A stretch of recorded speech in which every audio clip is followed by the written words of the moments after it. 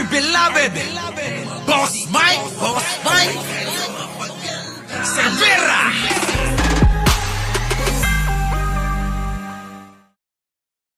Yun. Oh. Naloko na. Balasahin muna natin si Maharlika. Mga kababayan, pakiusap lang po. No? Kung ano po yung magagawa natin sa bansang ito, kung ano yung magagawa natin sa kapwa natin, hindi ho basihan kung gaano kalaki, kung gaano kadami, kung gaano kakonti. Ang mahalaga, meron po tayong nagawa.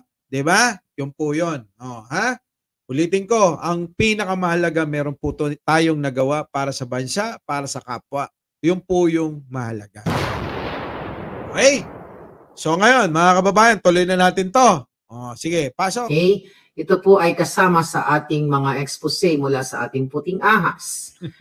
Alam na namin yung puting luma na yan eh. Oh, sige, pasok. Kay Pangulong Duterte. Basta lang ulit tayo mag-vlog. Oh. Pero kailangan na i-alert ang mga taong bayan dahil nga sa posibleng pagpapaaresto kay Pangulong Duterte. Naloko na. Sa kanya galing yan, ha? Oh, ha? Sa kanya galing yan. Naloko na. Oh, ha? Oh. Oh, Justi Agngina. Okay na, Matilda Castro. Shoutout po sa mga parehas nating mga Ilocano. Sally Garcia, thank you po, ha. Oh. So, ito, pakita ko muli sa inyo. Ayan po ang vlog ko. Actually, that was December 20. Ayan. Diba? Nakita nyo yung title ng vlog natin. Inday Sara at PRRD. Ipapalapa ni Marcos Kuting Jr. sa ICC. Trillanes, kasabwat ni Tambaliza. Naloko na. Sa tingin mo ba, Maharlika, ganun lang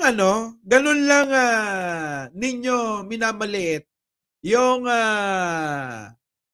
talino, yung utak ni Pangulong Bongbong Marcos? Naloko na. Sa tingin nyo, ina-underestimate nyo yung kakayanan ni Pangulong Bongbong Marcos? Naloko na. Sasampalin kita ng burat. Pasok. So, 243,000 views po yan. At nakikita nyo ay binlog ko nung December 20. Ano nga? Sige, tuloy. Alright. So, kitang-kita nyo naman yan. So, stop na natin ang sharing. Gusto ko lang pong ipakita sa inyo ang ebidensya na sa Maharlika Channel, okay, sa Boljak TV, dito ay pawang. Dami mong channel eh. Naloko. Ang ginagawa niya sa lahat ng channel niya. Mayroong upload lahat eh. Wala na tong ginagawa kundi sa maghapon. Abay siguro mamamatay ito kapag hindi ito nakapag-vlog na 10 beses. Naloko na. Bida-bida lang yan. Sarap naman mag-alaga talaga ng baby ko. Bida ang say. Binili. In-order mo to? In-orderan pa. Sige, tuloy. Si Maharlika ang issue ko. Katotohanan lamang. Okay. So, nagaganap na. Okay? Nagaganap na. Ang alin? Nagaganap na ang mga pangyayari. Okay? Pero bago pa natin pag-usapan yung tensyon ngayon sa Pilipinas, noong November kayo lang naman ang nagpapagawa ng tensyon. November 18 ay meron din akong binlog sa inyo na Oplan itutumba. Naloko na. Sino itutumba? Hanggang ngayon buong-buo pa rin kayo. Naloko na. Okay? Itutumba ang mga kritiko ni Kuting at ni Tambaluslos at syempre ni Lisa Smugs. Meron na bang natumba? Maaari siguro nung panahon ni Digong. Malamang. Oo. Naging na yan. Naging pusher. Naloko diba? na. Tinaniman na ng ebidensya. na ikulong na tulad ni Dilema, di ba? Naloko na. Si Banat Bay nga daw, buhay pa. Naloko na. Di ba? Ikaw nga, buhay pa. Oh. Di ba? Kayong mga animal kayo yung mga panira ng bansang to eh. Oh. Diba? Sinabi ko sa inyo nun na gigibain, uunahin nilang gigibain Oh. ang Inday Sara at ang mga vloggers. Well, like me at iba pang mga vloggers na sumusuporta sa katotohanan. Ay, Marlica, alam natin yan. Pare-pares nating alam yan na sinungaling ka dyan. Alam mo, nangyari ito na sinasabi mong gigibain. Paano kayo gigibain? Ang kalaban nyo lang, mga kapwa nyo vlogger lang din. Kapwa, vloggers to vloggers na ang naglaban-laban dito. Wala na nga mainstream media eh. 'Di ba? Hindi na nga nakikialam ang mainstream media eh. Bali-balita na lang sila eh. Oh. Na sindakin. True enough. 'Di ba? Unang giniba actually si Inday Sara dun sa kanyang confidential fund. Totoo naman yun. Hindi nga masagot ni Inday Sara yun eh. Hanggang ngayon, may narinig ba siya sa Pangulo? Wala. Bagkos, sabi ng Pangulo, may tiwala pa rin ako kay Inday Sara na vice presidente ko. Diba? Kayo lang gumagawa ng issue. Oh. Bilag natin yan noong November 18. Okay? Then sinabi ko rin sa inyo noon na patatahimikin si Tatay Digong. At gagamitin ni Kuting at ni Tambaluslos si Bonjing Remulla na hindi natin alam kung buhay o patay pa dyan sa DOJ. Sama talaga ng ugali nito, no? Hindi nga namin alam kung ano yan. Ano yan? Boses mo na. AI na lang ba yan? Buhay ka pa ba? Naloko na. Oo, sila magpapatayan para ibintang kay Marcos. Sabi dito. Oo, di ba? Kita nyo. Tapos maghanap kayo 20 pesos. Oh. Dahil hindi nagpapakita ng sense of life. Gawain nyo daw ang pagpapatumba. Ayan na. Ng kanyang warm body, kung siya ba ay warm pa o malamig na. Okay. Tama ng ugali talaga. Alam mo, kung meron lang ako ipapanalangin na mawala sa mundo, kayo ni Duterte. Naloko na. So, November 18 nung sinabi ko sa inyo na pinagugulong na ang request ng ICC para makipagsabuatan o makapag-imbestiga nga sa war on drugs ni Pangulong Duterte at idadamay si Inday Sara. That was November. Naloko na.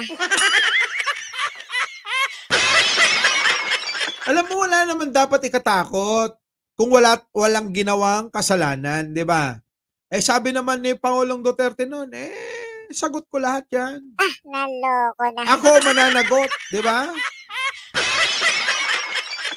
Before itong mga kaguluhan na nagaganap ngayon, na gigipit nga sa dating Pangulong Duterte. So, sinabi ko rin sa inyo noong November 18, nakasabwat nga dito si Trillanes. Kasabwat dito sa playbook na ito, sila De Lima, sila Franz Castro, di ba? Yan ang tumutulig sa dyan kay Inday sa Kongreso. Then, mga palangga, this was November 18. Okay? This was November 18 na pati sabi ko ang SMNI ay ipatutumbahin din. So, ano nangyari? Di ba? Tinumba nila.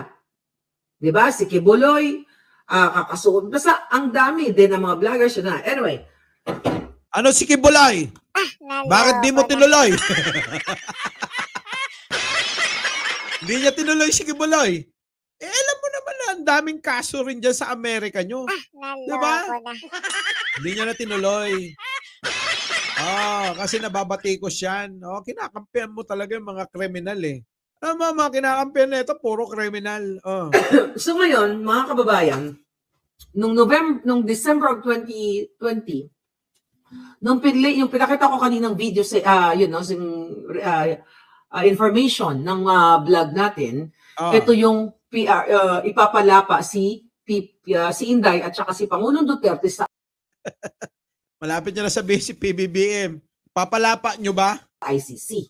Diba? Sinabi ko din sa inyo noon, doon sa vlog na yon, na kumpirmado na nga ng ating puting ahas na ang Department of Foreign Affairs, ang DOJ, okay, ang DFA, ay nakipagsabwatan na. Pinayagan na nilang pumunta ang mga ICC representatives, katulad ni Chantal Daniels. So paikot-ikot lang yan mga kababayan, ano, yung sasabihin niya. Sa madaling salita, alam niya na mukhang tutuloy na huhulihin na itong mga ito. Naloko na. Itong mga may kaso sa ICC. Oo, ha? Oo, di ba? Yung mga dahilan sa kanya na rin galing. Nagtatalunan na lahat ng mga kakampi ni Duterte. Pumupunta na sa partido ni Pangulong Bongbong Marcos. So mga kababayan, kayo nang bahalang magpasya at magdesisyon. Kung itong mga mga balimbing, inyo pa rin iboboto o inyong iluluklok sa darating na Mayo, susunod na taon, Ramil Cruz. Oo, ha? Mike Cervera po, laging nagpapaalalang mahalin natin ang ating kapwa, ipagdasal natin lagi ang ating bansa. Magandang umaga, magandang hapon at magandang gabi sa mandako ng mundo naroon kayo. Siyempre, magandang buhay na rin para sa ating lahat. Our beloved Boss Mike Cervera.